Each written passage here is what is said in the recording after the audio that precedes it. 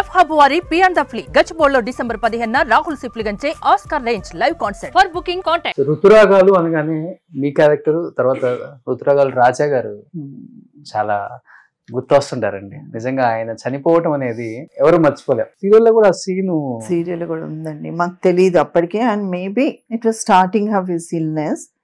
ఆ స్టోరీ పరంగా రాశారు. సీన్ కూడా చాలా బ్యూటిఫుల్ సీన్ చేసేసాము.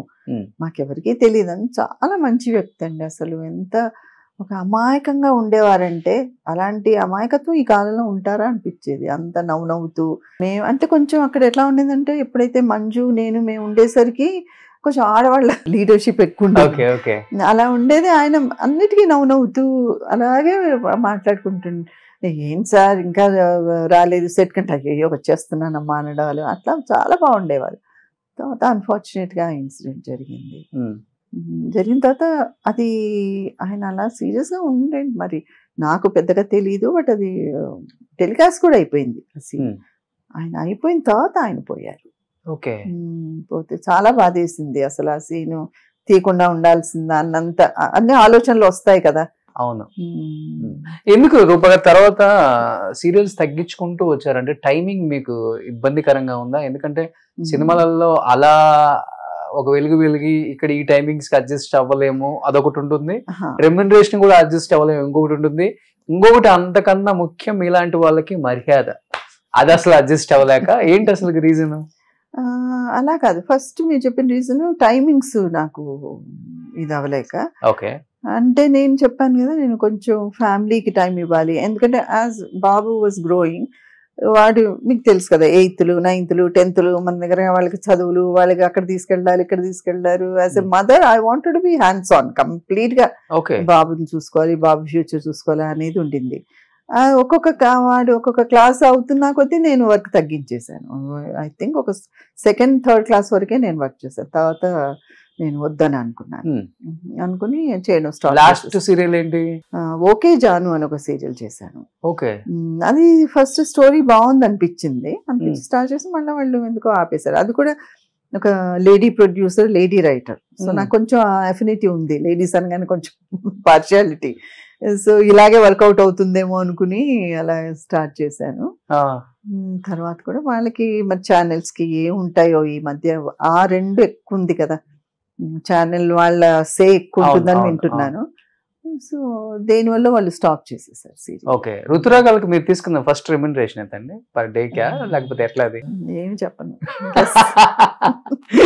అంటే అప్పటికే 1,00,000 రూపాయలు. నాకు ఇప్పుడు అర్థమైంది, మీరు చాలా కమర్షియల్. పక్కా కమర్షియలా? పక్కా లోకల్ లాగా ఎటు తిరిగి రెమ్యునరేషన్ ప్రాపర్టీ దీనికి వస్తారు. అంటే ఆడియన్స్ కూడా వ్యూయర్స్ కి తెలుసుకోవాలని ఉంటుంది కదా. అప్పుడు కింద స్క్రోలింగ్ లో నా అడ్రస్ ఇవ్వండి, వచ్చి కనుక్కుంటారు. నిండిపోద్ది మొత్తం రోడ్డు. ముందు ఖాళీ చేయించేసేయండి మేడం అంటారు, ఇంకా తట్టుకోలేక సెక్యూరిటీ గార్డ్స్ అంతా. బట్ హ్యాపీగా ఉండేంత వరకు ఉండింది రెమ్యునరేషన్. ఐ వాజ్ హ్యాపీ అంతే. ఫస్ట్ నుంచి కూడా నో డిమాండ్ కదా ఎవరిని కూడా, ఫ్లెక్సిబుల్ గా వెళ్ళిపోవటమే. బట్ ఒక మాట అంటే ఒకటి ఏంటంటే చాలా జాబ్ సాటిస్ఫాక్షన్ ఉంది. సో అంత సాటిస్ఫాక్షన్ ఉన్నప్పుడు ఇది సెకండరీ అయిపోతుంది. అది లేనప్పుడు కొంచెం అనిపిస్తుంది, ఇది లేకుండా అది లేకుండా ఎందుకు అనిపిస్తుంది. కానీ వెరీ గుడ్ జాబ్ సాటిస్ఫాక్షన్. అంతే కదా, అది ఉంటే చాలు, పీస్ ఆఫ్ మైండ్. బట్ ఇప్పుడు సీరియల్స్ వస్తే చేస్తారా? సీరియల్స్ ఏమో, ఇప్పుడు కమిట్మెంట్స్ కూడా ఉన్నాయి. నేను అంత లాంగ్గా వాళ్ళతోటి ఉండిపోయి చేసే అంత ఉన్నాయేమో నాకు అంత ఐడియా లేదు.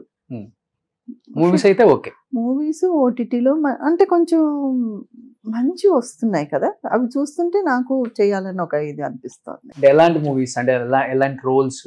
ఏదైనా చేయొచ్చు. రోల్స్ ఏంటి, నేనేం పెద్ద ఇదిలాగా అన్ని రోల్స్ చేసేసాను ఇంకా నాకేం లేదంట, ఇదిలో లేను. కాబట్టి ఎనీథింగ్ విచ్ ఈస్ కొంచెం, ఎందుకంటే ఇప్పుడు ఉన్నవి నన్ను నేను ఛాలెంజ్ చేసుకోవాలనిపిస్తుంది నాకు. ఎందుకంటే అలాంటి యాక్టింగ్ నేను చేయగలను. ఇప్పుడు చాలా మంచి యాక్టింగ్ వస్తుంది. డైరెక్టర్స్ కూడా ఎలా ఉందంటే కొంచెం కూడా ఎక్స్ట్రా యాక్టింగ్ లేకుండా చాలా న్యాచురల్గా అవన్నీ వస్తున్నప్పుడు, రోల్స్ కూడా స్టోరీస్ వస్తున్నప్పుడు అరే మనం కూడా ఇప్పుడు ఇందులో పార్ట్ ఉంటే బాగుంటుంది అన్నట్టు అనిపిస్తున్నాయి రోల్స్. సో నేను ఇక్కడ మీకు ఒకటి చెప్తాను. నేను అదే సావిత్రి గారు ఫిల్మ్ అన్నాను కదా, అప్పుడు బాలేగానే ప్రేమ పగానే ఆ ఫిల్మ్, దాంట్లో నేను హీరో సిస్టర్ని అయితే నాకు నా పేరు వచ్చి చక్రపాణి గారు, మన రోజారమణి గారి హస్బెండ్. అవును. మాకు చాలా మంచి పాట కూడా ఉంటుంది ఆ సినిమా. దాంట్లో నేను గుడ్డిదాన్ని అనమాట. నేను అసలు ఆ సెకండ్ ఫిల్మ్ ఏదో నాకేం తెలుసు, అప్పుడు ఏదో చెప్పారు గుడ్డి అంటే చాలు ఇలాగ అనుకుంటూ అంతా నాకు రోల్ కూడా అప్పుడు చాలా చిన్న రోల్, ఒక 7-8 days వరకు ఏదో ఉండింది, సాంగ్ తప్ప పెద్ద లేదు. నాకు ఎంత అర్థమైందో అంత చేసి వచ్చాను. మొన్న ఈ మధ్య శ్రీకాంత్ అని ఒక ఫిల్మ్, రాజ్ కుమార్ రావు సినిమా చూశానండి. గుడ్డే తన actual story. Srikanth Telugu cinema ఓటీటీలో ఉంది చూడండి. అసలు ఆ గుడ్డి క్యారెక్టర్ చేశాడండి. అసలు అబ్బాయి అసలు నిజంగా ఈ అబ్బాయికి చూపు ఉందా అనిపిస్తుంది నాకు. ఎంత I was so ashamed of my self, నేనేంటి అప్పుడు ఏంటి అలా చేశానని. అలాగా ఒక ఇంప్రూవ్మెంట్ ఎనీవే మనకు కూడా వస్తుంది కదా. బిగినింగ్లో చాలా తప్పులు చేస్తుంటాం, అయితే ఇప్పుడు ఇంప్రూవ్మెంట్లో ఇప్పుడున్న ఇది బాగుంది కదా అని అనిపిస్తుంది. సో చాలా ఉంటాయి అలాగే ఇంప్రూవ్మెంట్ చేసుకుంటూ రోల్స్. ఓకే. సుమన్ టీవీలో మీ పర్సనల్ అండ్ బిజినెస్ ప్రమోషన్స్ కోసం కింది నెంబర్కి కాంటాక్ట్ చేయండి.